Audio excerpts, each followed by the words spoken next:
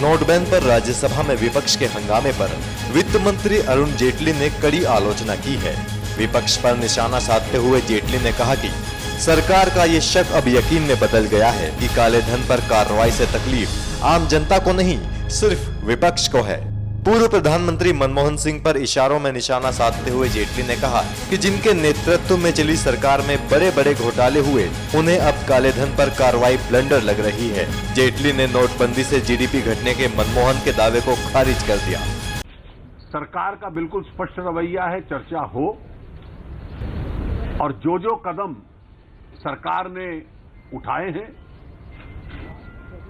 और आज की वास्तविक स्थिति है और देश हित में सरकार ने जो कदम उठाए हैं, सार्वजनिक जीवन को, व्यवसायिक जीवन को साफ सुथरा बनाने के लिए सरकार स्पष्टता से उसको डिफेंड करेगी। ये सुनकर भी बहुत खेद हुआ बहस के दौरान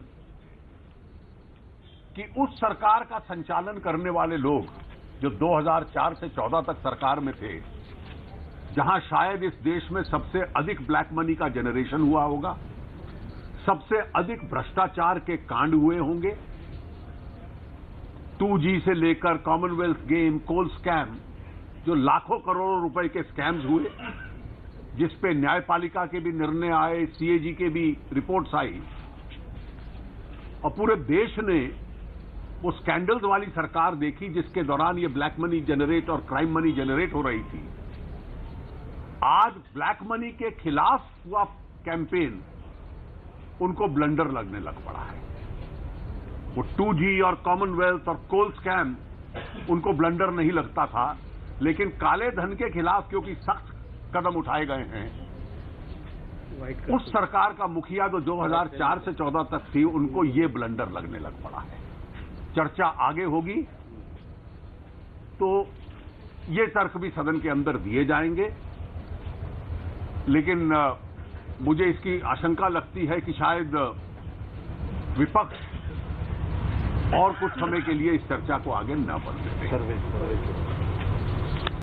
जो सरकारें कदम उठाती हैं अर्थव्यवस्था और देश के हित में, उन सरकारों को इस प्रकार की आलोचना की चिंता नहीं होती। पिछली सरकार की तुलना में यह सरकार भिन्न है।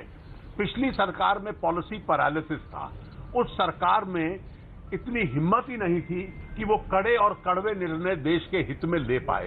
इस सरकार में वो हिम्मत है और इस सरकार ने व्यापक देश हित में उस कदम को उठाया है। As far as the long-term, medium and long-term impact on Indian economy is concerned, including on India's GDP, it is going to be a positive impact. Why I say it's a positive impact?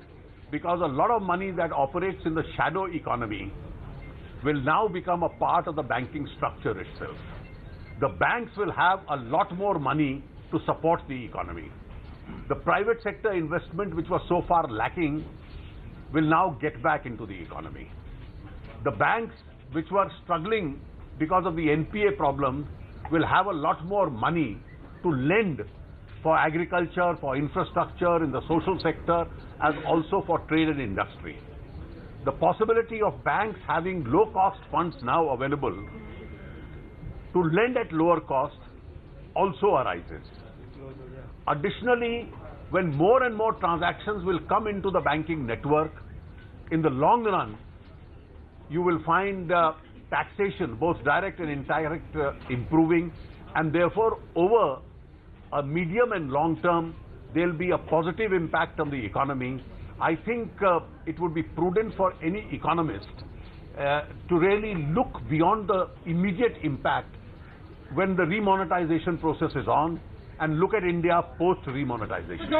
गौरतलब है कि पूर्व प्रधानमंत्री मनमोहन सिंह ने नोटबंदी पर राज्यसभा में अपने संबोधन में नोटबंदी के नुकसान गिनाते हुए कहा था कि ये सरकार की बड़ी चूक है, इससे देश की GDP को नुकसान होगा। NMF न्यूज की रिपोर्ट।